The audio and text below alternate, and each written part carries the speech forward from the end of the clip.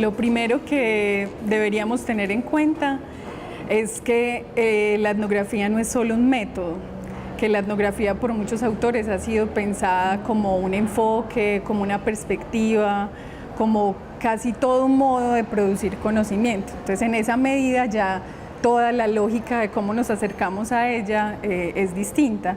Yo destacaría tres cosas que hay que tener en cuenta que son importantes. La primera es que en el método etnográfico o en el enfoque etnográfico, el principal instrumento del conocimiento son los sujetos. Y los sujetos no son, digamos, un punto de vista ciego.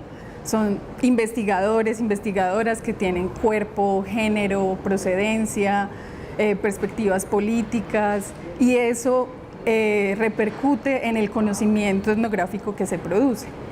Eso sería lo primero. Nosotros, nuestros cuerpos y lo que somos es el principal instrumento. Lo segundo sería que la etnografía está hecha de encuentros, que nos encontramos con otros, con otras personas, con otras comunidades, pero también con otros territorios, con otras materialidades, con otros climas, otros gustos, otros sabores.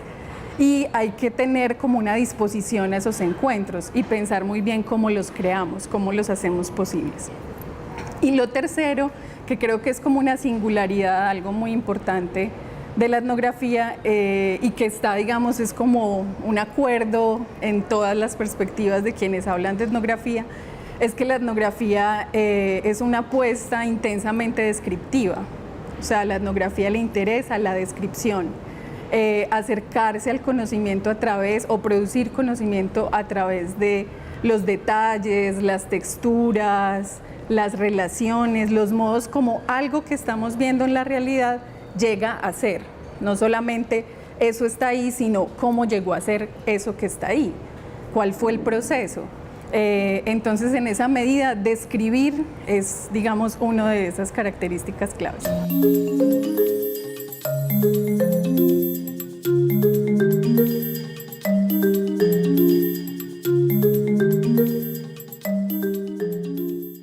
Hay, digamos, tres asuntos en los cuales tenemos que tener mucho cuidado. Y yo creo que esa palabra es bien importante, la palabra cuidado, a la hora de pensar la producción de conocimiento etnográfico. Uno de ellos es que asuntos, por ejemplo, que en otros enfoques parecen más logísticos, como convocar a la gente, llegar a un lugar, hacer una reunión, pensar en los tiempos de los otros, o dónde me voy a quedar, dónde me voy a hospedar, cómo voy a estar, son vitales en la etnografía.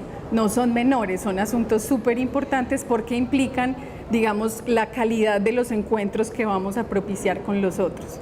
Si yo no cuido cómo voy a encontrarme con el otro, no voy a hacer una buena etnografía.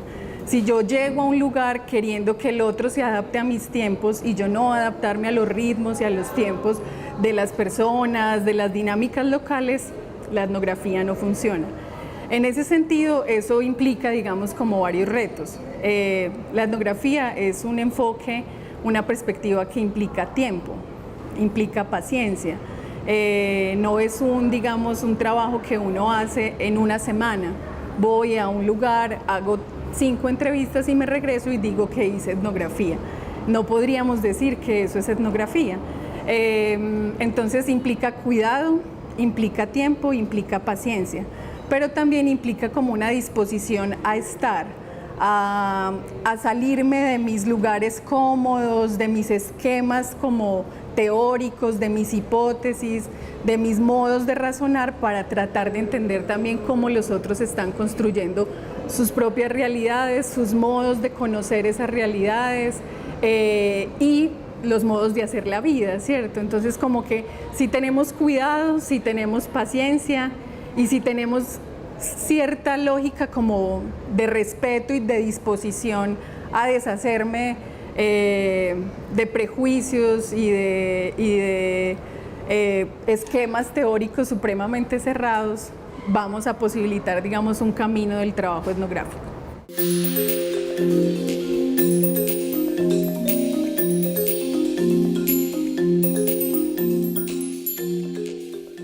si hablamos de las rutas para hacer una etnografía, para construir conocimiento a través de la perspectiva etnográfica, yo creo que hay varias cosas que hay que tener en cuenta. Uno, eso que dije anteriormente de cómo creamos el encuentro, cómo posibilitamos el encuentro. Todo eso que ha sido como minimizado como logístico es el primer paso.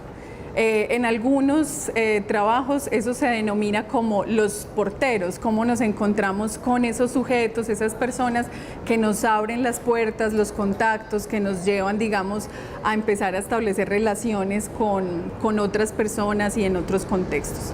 Eso sería un primer paso que tiene que ser el que más cuidemos. El segundo, yo creo que tiene que ver con algo que comparten muchos otros enfoques cualitativos, que es el tema de la participación y la observación constante. Entonces, ¿cómo nos insertamos en los ritmos, prácticas, cotidianidades de las realidades que queremos investigar o de los problemas que queremos investigar? Y cómo hacemos de esa participación y de esa observación un ejercicio que cree algo con el otro, que produzca algo nuevo con el otro o con los otros. En ese sentido, digamos que la observación, la participación están muy relacionados con los modos de registro. Entonces, en la etnografía yo diría que esa separación como entre problema, recolección, sistematización se complejiza también, porque todo el tiempo debemos estar registrando, o sea, debemos ser unos neuróticos obsesivos del registro, porque todo el tiempo, digamos que no vamos a estar en la participación constante con una grabadora en la mano. Necesitamos ser muy atentos a los modos de registro y ahí la escritura es muy importante. Existe una herramienta que es, digamos, muy querida por los etnógrafos que se llama diario de campo, que es donde obsesivamente registramos lo que está sucediendo en el contexto etnográfico. Hay un autor muy interesante que se llama, un etnógrafo muy famoso que se llama Tim Ingold, él es británico, y él dice que conocer siempre es describir, y describir implica siempre estar atentos. Estar atentos es como afinar la escucha, y él lo describe de una manera muy bonito, es estar vivos para el mundo. ¿Eso qué implica? Que pareciera que cuando estamos haciendo etnografía no estamos siguiendo una ruta específica, estamos ahí viviendo, pero estamos afinando el ojo, el oído y los modos de describir lo que está pasando, digamos, de manera intensa. Y ya, digamos, para pensar qué tipo entonces de información o cuáles serían como los riesgos, pero también las cualidades de este modo de producir conocimiento. Yo creo que también existen, digamos, varios trabajos, varios enfoques que critican que la etnografía se piense como un enfoque que lo hace, digamos, alguien que va al campo a conocer algo que nadie conoce, lo exótico, lo lejano, y, digamos, reemplazar la voz del otro, como si además el cuerpo de quien investiga no existiera. Entonces, bueno, ¿qué pasa ahí con el género?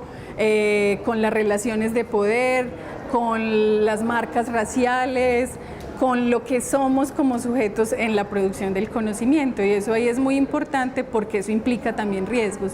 Si nos vamos intensamente a acercar a la realidad de los otros, ¿cómo me pongo en riesgo yo? Pero también mi presencia, ¿cómo pone en riesgo la vida de esos otros? Por ejemplo, hacer etnografía en un contexto de conflicto, ¿cómo pongo en riesgo yo como foráneo estando en un lugar donde preguntar, indagar por ciertas cosas puede ser complicado? En ese sentido hay que de nuevo reafirmar el asunto del cuidado, el cuidado como una cosa que atraviesa la producción de conocimiento etnográfico, pero también resaltar que entonces la información que se produce siempre es una información situada, una información muy contextualizada. Se sistematiza también haciendo procesos de escritura y de acercamiento a esos materiales y a esos datos, a ese diario de campo, a lo que logramos grabar, a los distintos registros, porque no es solamente escribir o grabar, sino también pensar en modos de producción artística, de video, de fotografía. Y yo creo que casi que para sistematizar y analizar esa información no podemos pensar el campo como una cosa y la producción de análisis como otra. están conectados y muchos etnógrafos, etnógrafas lo que proponen es crear ya modos de coteorizar y coanalizar de nuevo en campo con los mismos interlocutores.